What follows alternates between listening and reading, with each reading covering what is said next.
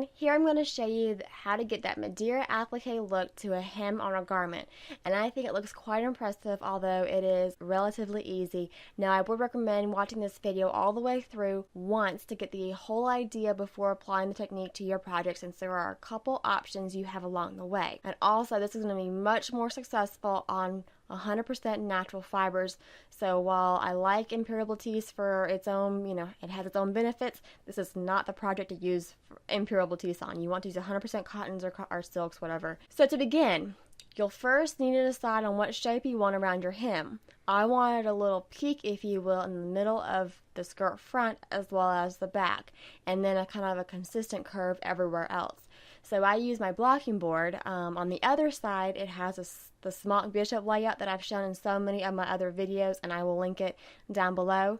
Now this is the reverse side, and it has a grid, as you can see. I used the grid on the board to make a little peak area in the middle, and then I did a kind of a more consistent curve by picking a curve that was printed on the board and drawing everything with a water-soluble marker, and I will link that below along with everything else in this video that you'll need to do the project. Of course, make sure your fabric is in line with the board before you begin marking your curve so your curve doesn't go off at an angle. And at the sides of the skirt where the curve ends, I put a vertical mark so it's obvious to me where the curve stops and my seam allowance begins.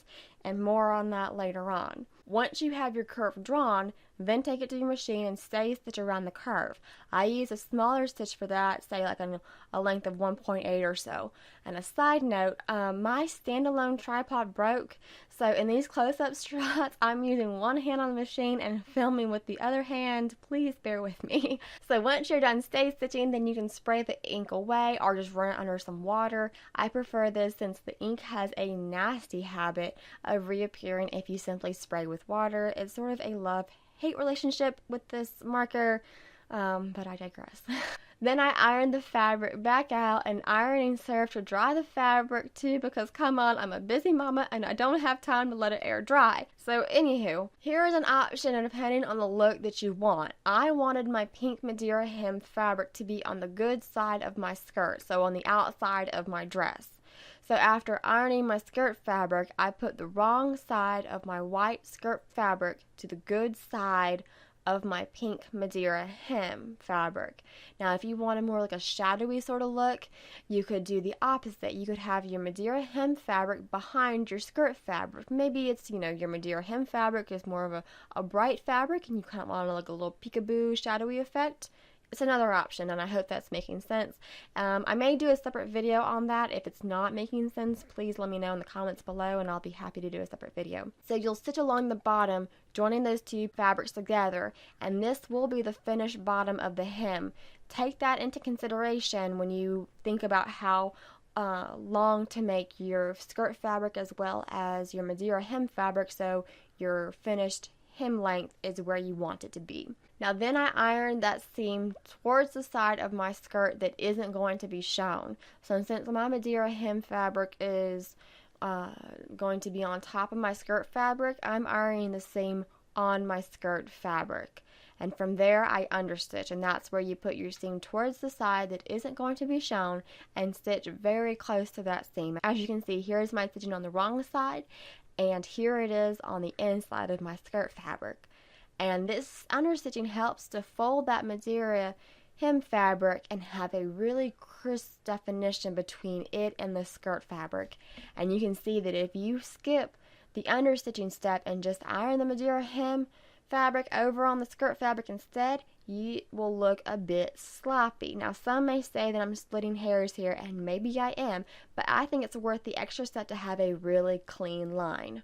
So once I understitch, then I iron the fabric together really, really well, and I put in pins both above and below that Madeira curve. Some people will say that you have to hand baste above and below the Madeira curve, and you are more than welcome to do so if you like, but I ain't got time for that. And honestly, it's not that necessary because I was able to do it without. You'll see as you continue watching the video, it's not necessary. So then I took that pinned assembly to my machine and using a very narrow zigzag, say a width of 0.8 or 1 and a length of 1 or so. Stitch on top of your stay stitching, and this will join that Madeira curve to both fabrics. When you're done with that, give it an ironing and then use some small embroidery scissors to trim just above that zigzag. You want to trim as close to the zigzag without trimming through those threads. And of course, be careful not to cut through your skirt fabric. I found it was easiest to trim with the skirt on my lap and then kind of pull that Madeira fabric away as I cut it. The tension from pulling the fabric allows the scissors to kind of glide through the fabric a bit easier, if that makes sense. So if you're doing one continuous piece of fabric for your skirt, then yay you, because you only have to do this process once. Now, if you're doing two pieces of fabric like I am, then you'll have two side seams, and you've got to do this process twice, but don't worry, it's not that bad. I think it's easiest to line up the peak part than a curve. And so that's how I set up my Madeira hem design, and you'll have to think about that as you're setting up your design and how wide your curves are onto where they end and how you're going to join your fabric together. And this is one of the reasons I recommended watching this video all the way through once before beginning. You gotta think about how your seam is going to come together. So in my case, I lined up the peaks and started the first part of the French seam about 1/4 inch away. So you can see that once the first half of the French seam is done and trimmed, I've got about 1/4 inch or so from the peak. And so once I do the other half of the French seam, that'll join the peak together in a sharp corner, if you will, something like that. After repeating the process to the other side, I had a loop of fabric for my skirt.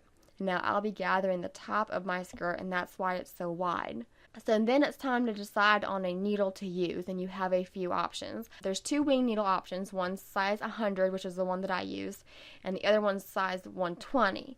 Now you also have some options for like a micro check sharp needle, and you could do like a size 90, 80. Like I said, I'd used 100, and that's a good size, I think, for like a toddler sort of age. If you're doing larger children's garments or even adult sizes, I'd recommend the 120. Meanwhile, if you're doing something that's more like for infant babies, whatever, the sharp needles size 90 or 80, those are so delicate and so pretty, and those would be great for an infant garment or even handkerchiefs, things like that.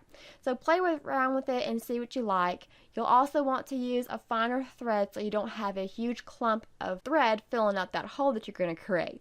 And your thread should be a natural fiber. I used 100% cotton thread and a DMC 50, which it's kind of on the lighter weight side, but honestly there are finer options, in the 70 weight or 80 weight even.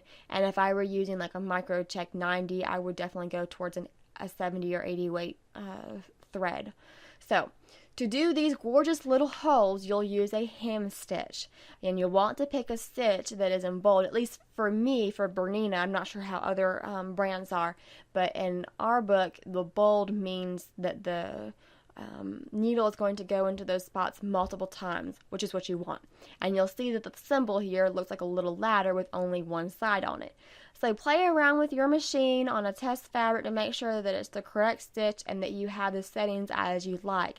I used the default width of 2.5 or something like that, whatever it came up as, but then I did shorten that length a little bit with the idea that the probability of ending on top of a curve would increase with a shorter length, if that makes sense.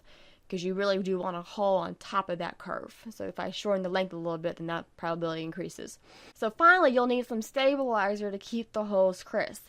Now I used some tearaway stabilizer since I couldn't find my stitch in the ditch, but either will work fine. Honestly, I know so very little about stabilizer, but I also think a dissolvable one would work too. I've never bought a dissolvable stabilizer, but it sounds quite convenient. Anywho, I placed a strip of the stabilizer behind the Madeira hem area that'll get the hem stitch, and you'll want to place a stabilizer on the wrong side of your work. Now, if this is your first time doing a hem stitch, I strongly recommend practicing on a scrap piece of fabric to get the rhythm of that pattern down. I'm not sure if all machines had the same pattern, but you can see that my machine will go into the next hole on the left after it goes to do that side hole on the right. So you'll see it does kind of a little dance from front to back to front, then it side steps to the right, and then goes back to the left, and then that's what it makes the new hole. It's important to know when your machine makes that next new hole so you know when to turn your work. And when you turn your work, do it very gradually. Kind of think of it as connecting straight lines that will make a gradual curve. Don't really think of it as doing the curve all in one fell swoop, because then you'll get off of alignment. You want that needle to maintain its spot in all the holes that are currently in the dance pattern. I hope that all makes sense. Because if you're off by even one thread when that needle goes into the fabric, it'll make that particular hole look sloppy. So if you get into a tricky area where you feel like you're out of alignment, use the hand crank on your machine and go slowly, kind of press your foot up and adjust as needed. There is no shame in it. I've been there before, especially when I was learning this stitch, and just, kind of get yourself back into alignment. So when I do get to a peak area, I'll go one more hole past the peak, then I'll turn the work, and when I continue stitching, the next side stitch will actually go into that previous side stitch that was assigned to the top of the peak. And then the pattern will kind of resumes as normal. And that's about it. So once you're done with the hem stitch, you can remove the stabilizer, give everything a really good ironing, and you have this really pretty Madeira hem. It is, honestly, it's one of my all-time favorite embellishments. It would be wonderful for a collar as well, and it is very, very easy to apply to boys, baby boy clothing as well. So I hope that was helpful. If y'all have any questions, please leave them in the comments below, and I will do my best to answer them. And as always, I appreciate y'all for watching, and I hope to catch y'all next time.